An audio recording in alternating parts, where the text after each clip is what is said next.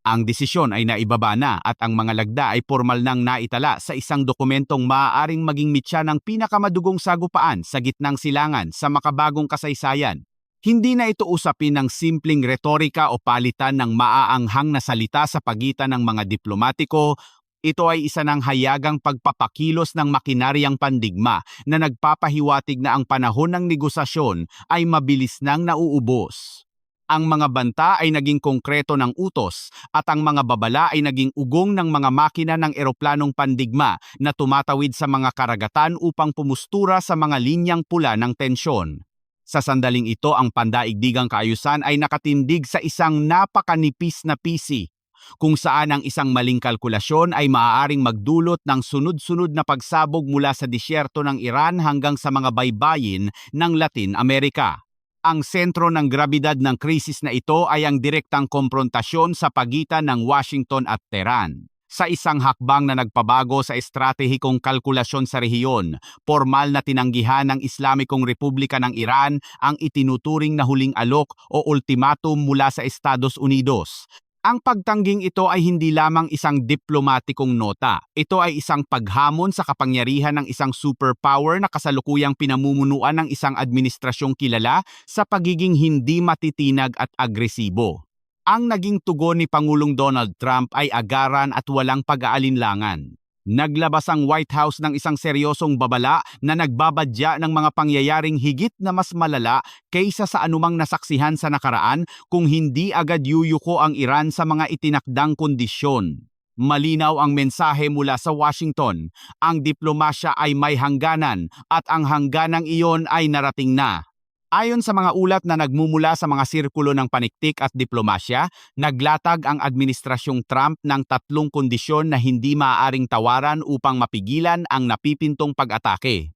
Una, ang agaran at ganap na pagpapatigil ng Iran sa lahat ng aktibidad na may kinalaman sa pagpapayaman ng uranium, ang pangunahing sangkap sa pagbuo ng armas nukleyar. Pangalawa, ang paglilimita at pagbabawas sa programa ng ballistic missile ng Tehran na matagal nang itinuturing na banta sa mga kaalyado ng Amerika sa rehiyon tulad ng Israel at Saudi Arabia. At pangatlo, ang pagputol sa suporta para sa mga tinaguriang proxy forces o mga armadong grupo sa gitnang silangan na nagsisilbing galamay ng impluensya ng Iran. Ang tugon ng Iran ay isang matigas na pagtanggi sa anumang anyo ng panggigipit. Sa pahayag ng tagapagsalita ng Ministry ng Ugnayang Panlabas ng Iran na si Esmail Baghay, binigyang diin na bagaman bukas ang Tehran sa tapat na diplomasya, kailanman ay hindi sila luluhod sa harap ng mga ultimatum. Ang paninindigang ito ay nagtulak sa sitwasyon mula sa isang diplomatikong hindi pagkakaunawaan patungo sa isang ganap na paghahanda para sa digmaan. Kinumpirma mismo ni Pangulong Trump na mayroong itinakdang huling araw o deadline para sa Iran. Ang kanyang babala sa social media ay puno ng bigat. Huwag hayaang maulit ang mga pagkakamali ng nakaraan dahil ang susunod na pag-atake ay magiging higit na mapaminsala. Ang retorikang ito ay sinasabayan ng nakababahalang paggalaw ng puwersang militar sa lupa, dagat at himpapawid. Ang kalangitan ng gitnang silangan ay nagsisimula ng mapuno ng mga anino ng pinakamodernong eroplanong pandigma ng Estados Unidos. Ang deployment ng mga F-35A Lightning II, ang mga 5th generation stealth fighters, ay isang malinaw na indikasyon na ang Estados Unidos ay naghahanda para sa isang first strike capability o ang kakayahang umatake ng hindi nadedetekta ng kalaban. Ang mga eroplanong ito na nagmula pa sa Vermont Air National Guard at dumaan sa Portugal bago tumawid ng Atlantiko ay hindi lamang basta pampalakas ng puwersa. Ang F-35A ay dinisenyo upang pasukin ang mga pinakadependidong airspace sa mundo, sirain ang mga radar at anti-aircraft systems ng kalaban, at buksan ang daan para sa mas mabibigat na pambobomba. Ang presensya ng mga stealth fighter na ito ay dapat tingnan sa konteksto ng mas malawak na estratehiya. Ang mga ito ay karaniwang nauuna upang linisin ang dadaanan ng mga B-2 Spirit stealth bombers, ang mga dambuhalang eroplano na may kakayahang magdala ng mga bunker buster bombs tulad ng GBU-57. Ang mga bombang ito ay partikular na ginawa upang wasakin ang mga pasilidad na nakabaon ng malalim sa ilalim ng lupa, isang direktang banta sa mga pasilidad nukleyar ng Iran na nakatago sa ilalim ng mga bundok. Ang ganitong uri ng paghahanda ay hindi ginagawa para sa simpleng pagpapakitang gilas. Ito ay isang operasyonal na hakbang para sa isang tiyak na misyon kung kinakailangan. Sa karagatan, ang puwersang nabal ng Estados Unidos ay bumubuo ng isang pader na bakal sa paligid ng Iran. Ang USS Abraham Lincoln Carrier Strike Group kasama ang mga kasamang destroyer at cruiser ay nasa posisyon na upang maglunsad ng malawakang airstrikes mula sa dagat. Ang karagdagang pagdating ng mga USS Arleigh Burke-class destroyers sa Red Sea ay nagpapakita ng layuning palibutan ng Iran mula sa iba't ibang direksyon. Sa kabuuan, tinatayang mayroong 10 malalaking barkong pandigma ang kasalukuyang nasa ilalim ng utos ng United States Central Command sa rehiyon, handang tumugon sa anumang utos mula sa White House. Ito ay isang klasikong halimbawa ng gunboat diplomacy, ngunit sa pagkakataong ito, ang mga kanyon ay nakatutok at ang mga gatilyo ay halos nakakabit na sa mga daliri ng mga commander. Bilang tugon sa napakalaking banta na ito, ang Iran ay hindi nananatiling walang kibo. Ang rehimen sa Tehran ay nagpapakita ng kahandaang lumaban sa pamamagitan ng asimetrikong pamamaraan ng pakikidigma. Iniulat ang malawakang pamamahagi ng mga makabagong unmanned aerial vehicles o drones at mga unmanned surface vessels o mga drone na pangdagat sa kanilang hukbong dagat. Ang estratehiyang ito ay naglalayong gamitin ang dami at bilis ng maliliit na sasakyan upang guluhin at pinsalain ang malalaking barko ng Amerika. Ito ay isang laro ng pusa at daga sa makipot na daanan ng Strait of Hormuz, kung saan ang isang maliit na insidente ay maaaring magdulot ng malawakang sunog. Habang ang atensyon ng mundo ay nakapako sa gitnang silangan, isang tahimik ngunit mapanganib na laro ng kapangyarihan ang nagaganap sa kanlurang hemispero, partikular sa Latin America at Caribbean. Ang anino ng impluensya ng Rusya at ang agresibong patakaran ng Estados Unidos ay muling nagtatagpo na nagpapaalala sa mga tensyon noong panahon ng Cold War. Ang sentro ng bagong kabanatang ito ay ang kinahinatnan ng Venezuela at ang pangamba ng Moscow para sa Cuba. Ang kamakailang pag-aresto kay Nicolas Maduro, ang lider ng Venezuela, ay nagdulot ng matinding pagkabahala sa Kremlin. Para sa Rusya, ang pagbagsak ni Maduro ay hindi lamang resulta ng internal na politika, kundi isang matagumpay na operasyon ng pagbabago ng rehimen na inorkestra ng Washington. Ayon sa pagsusuri ng mga opisyal na Ruso, ang pagdakip kay Maduro ay naging posible dahil sa isang pagtatraidor mula sa loob ng kanyang sariling sirkulo, mga piling opisyal na bumaligtad kapalit ng mga pangako mula sa Estados Unidos. Ang kaganapang ito ay nagsisilbing isang seryosong babala para sa iba pang mga bansang itinuturing na kalaban ng Amerika sa rehiyon. Dito pumapasok ang Cuba sa equation. Bilang isa sa pinakamatagal at pinakamalapit na alyado ng Moscow sa Caribbean, ang Havana ay nasa ilalim ng matinding pressure. Agad na naglabas ng pahayag ang Rusya sa pamamagitan ng kanilang permanenteng kinatawan sa United Nations na si Vasily Nebenja na hindi nila hahayaang maulit ang kudeta sa Venezuela sa bansang Cuba. Iginigiit ng Moscow na ang istruktura ng kapangyarihan sa Cuba ay higit na matibay at nagkakaisa kumpara sa Venezuela at walang sapat na siwang o kahinaan sa hanay ng mga opisyal nito na maaaring samantalahin ng mga ahente ng Amerika para maghasik ng pagtatraidor. Ang pahayag na ito ay higit pa sa pagsuporta sa isang kaalyado, ito ay pagguhit ng linya sa buhangin. Ang Cuba ay estratehikong mahalaga para sa Rusya bilang isang outpost malapit sa hangganan ng Estados Unidos. Ang pagkawala ng Cuba sa impluensya ng Rusya ay magiging isang malaking dagok sa kanilang kakayahang magproyekto ng kapangyarihan sa Western Hemisphere. Upang patatagin ang alyansang ito, iniulat ang pagpirma ng isang kasunduan sa pagitan ng Moscow at Havana tungkol sa kooperasyon sa pamamahala ng mga bilangguan. Bagaman tila administratibo lamang sa unang tingin sa lengguwahe ng intelihensya at seguridad, ito ay isang hakbang upang palakasin ang internal na kontrol ng gobyerno ng Cuba at siguraduhing mayroong direktang linya ng suporta mula sa Rusya upang mapanatili ang kaayusan at mapigilan ang anumang tangkang pag-aalsa o kudeta. Ang paralel na kaganapang ito sa gitnang silangan at Caribbean ay nagpapakita ng isang pattern. Ang Estados Unidos ay gumagalaw ng agresibo upang alisin ang mga banta at palakasin ang kanilang posisyon bago pa man lumala ang sitwasyon sa ibang mga teatro ng digmaan. Sa kabilang banda, ang Rusya ay pilit na pinoprotektahan ang natitira nitong impluensya habang ang sarili nitong ekonomiya ay nagsisimula ng maramdaman ang bigat ng mahabang digmaan sa Europa. Ang pagkakaugnay ng mga pangyayaring ito ay hindi maaaring ipagsawalang bahala. Habang ang mga F-35 ay lumilipad patungong Iran, ang mga diplomatiko ng Rusya ay nagmamadaling patibayin ang depensa ng Cuba. Ito ay nagpapahiwatig na ang mundo ay nahahati na naman sa mga bloke at ang bawat panig ay naghahanda para sa posibilidad na ang mga lokal na sigalot ay magsanib-sanib at maging isang malawakang krisis pandaigdig. Ang mensahe ng Washington sa paghuli kay Maduro ay nagsisilbing babala sa Tehran. Walang lider ang ligtas at ang mahabang kamay ng hustisya o ng kapangyarihang Amerikano ay kayang umabot kahit saan. Subalit, ang babalang ito ay maaari ring magtulak sa Iran na lalo pang magmatigas sa paniniwalang ang tanging paraan upang mabuhay ay ang pagkakaroon ng sandatang nukleyar na magsisilbing pananggalang sa anumang tangkang paglusob. Sa susunod na bahagi ng ating pagsusuri, tatalakayin natin ang isang panganib na hindi nakikita sa radar ngunit may kakayahang magpaluhod sa isang superpower, ang tahimik na pagguho ng ekonomiya ng Rusya mula sa loob at ang makasaysayang hakbang ng Sweden na maaaring bumago sa balanse ng kapangyarihan sa himpapawid ng Europa.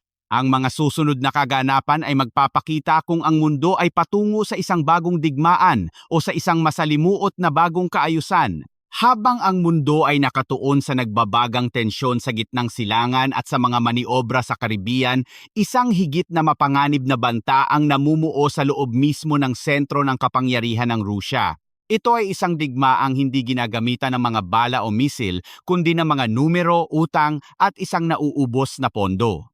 Ang ekonomiya ng Rusya na nagsilbing makina ng kanilang mahabang pakikidigma ay nagpapakita na ng mga bitak na hindi na kayang tapalan ng simpleng propaganda. Ang mga ulat mula mismo sa mga institusyong malapit sa Kremlin ay nagbubunyag ng isang nakababahalang katotohanan.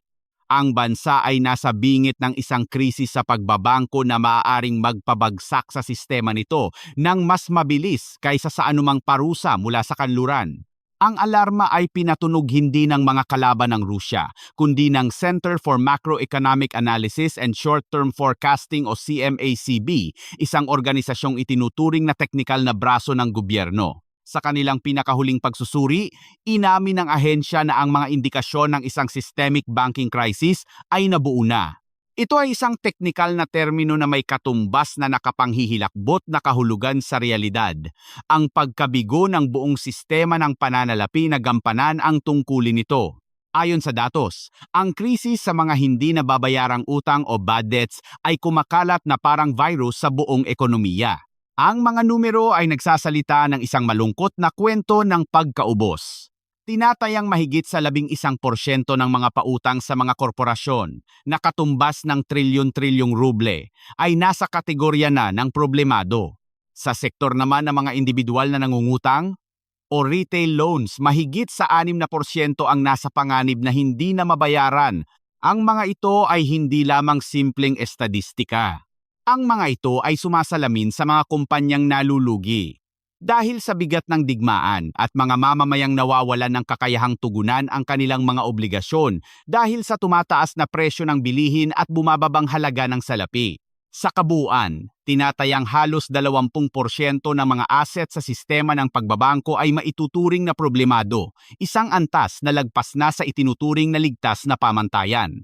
Upang mapigilan ang agarang pagguho, ang Bangko Sentral ng Rusya ay gumagamit ng estratehiya ng pagpapaliban sa katotohanan. Pinahihintulutan nito ang mga bangko na magsagawa ng malawakang restructuring o pagbabago sa mga termino ng utang upang hindi ito maideklara bilang default. Bukod dito, tinanggal muna ang obligasyon ng mga bangko na magtabi ng sapat na pondo bilang reserba para sa mga naluluging pautang. Sa madaling salita, ang gobyerno ay nagtatago ng basura sa ilalim ng alpombra sa pag-asang hindi ito mapapansin ng publiko, subalit ang ganitong pamamaraan ay may hangganan. Ang time bomb na ito ay patuloy na tumitiktok at ang tanging pumipigil sa pagsabog ay ang marupok na tiwala ng mga depositor. Ang panganib ng isang bank run o ang sabay-sabay na pagwi-withdraw ng pera ng mga tao dahil sa takot ay isang bangungot na pilit iniiwasan ng Kremlin. Hindi tulad noong simula ng digmaan kung saan may sapat pang pondo ang bansa, sa pagkakataong ito ang National Wealth Fund ng Rusya ay labis nang nabawasan dahil sa gastusin sa militar. Kung tuluyang mawawalan ng tiwala ang publiko at magsisimulang bawiin ang kanilang mga ipon, wala nang sapat na pondo ang Estado upang sagipin ang mga bangko. Ang ganitong uri ng krisis ay may kakayahang paralisahin ang ekonomiya na siya namang magpapahina sa kakayahan ng Rusya na tustusan ang kanilang mga sundalo sa harap ng labanan. Ang panloob na pagguhong ito ay maaaring maging mitsa ng pagkatalo na hindi kayang pigilan ng anumang tangke o eroplano. Habang humihina ang pundasyon ng Rusya mula sa loob, ang kanilang kalaban sa kanluran ay nakatakdang tumanggap ng isang makasaysayang tulong na maaaring bumago sa balanse ng kapangyarihan sa himpapawid. Ang Sweden, na kilala sa kanilang mahabang kasaysayan ng neutralidad at dekalidad na industriya ng depensa, ay naghahanda ng isang historical aid package para sa Ukraine. Ang sentro ng paketeng ito ay ang JAS-39 Gripen fighter jets at ang kinatatakutang Meteor air-to-air missiles. Ang hakbang na ito ay hindi lamang pagbibigay ng armas, ito ay isang estratehikong desisyon upang bigyan ang Ukraine ng kakayahang hamunin ang dominasyon ng Rusya sa himpapawid. Ang Gripen ay partikular na dinisenyo upang labanan ang mga banta mula sa Rusya sa isang kapaligirang mahirap at limitado ang suporta. Kaya nitong lumipad at lumapag sa maiikling kalsada at hindi nangangailangan ng malalawak na paliparan na madaling asintahin ng mga misil ng kalaban. Ngunit ang tunay na game changer ay ang kombinasyon nito sa Meteor missile.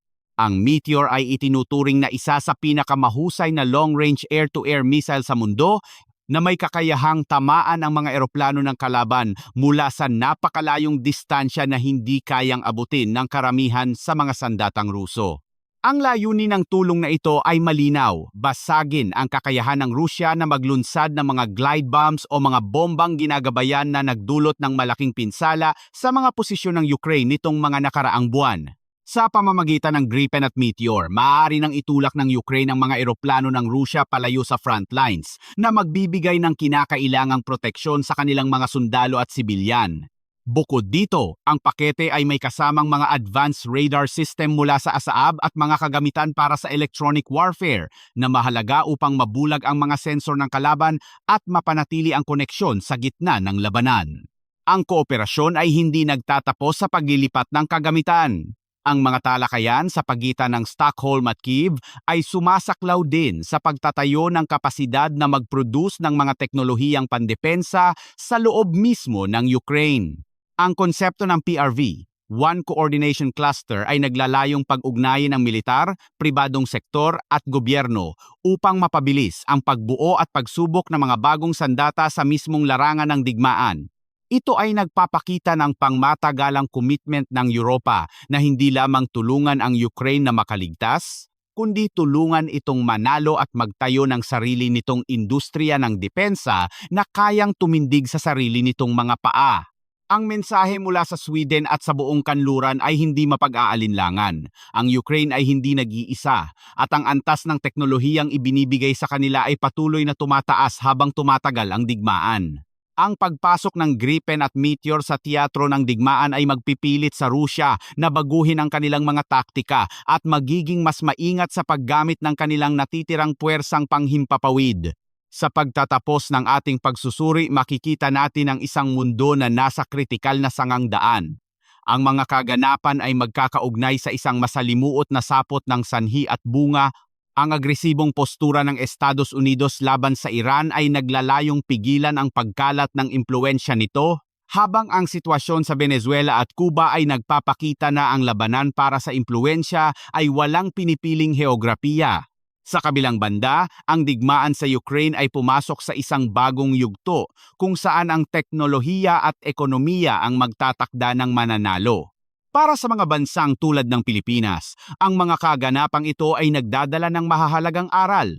Una, ang seguridad ng isang bansa ay hindi lamang nakasalalay sa tapang ng sundalo kundi sa tatag ng ekonomiya at sistema ng pananalapi.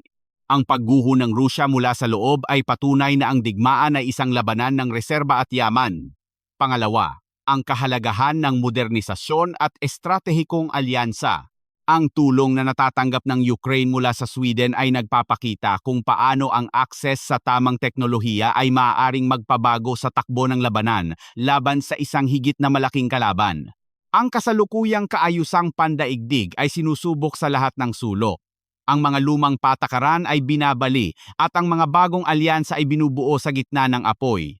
Mula sa disyerto ng gitnang silangan hanggang sa mga nagyeyelong kapatagan ng silangang Europa, ang mensahe ay malinaw. Ang kahinaan ay iniimbitahan ng agresyon at ang tanging paraan upang mapanatili ang kapayapaan ay ang pagkakaroon ng hindi matitinag na kakayahang ipagtanggol ito. Sa mga susunod na araw at buwan, ang mundo ay mag-aabang kung ang mga tensyon na ito ay huhupa sa pamamagitan ng diplomasya o kung ang sangkatauhan ay tuluyan ng mahuhulog sa bangin ng isang mas malawak at mas mapaminsalang sigalot. Ang mga desisyon na ginagawa ngayon sa Washington, Moscow, Tehran at Stockholm ay huhubog sa kinabukasan ng ating henerasyon at ng mga susunod pa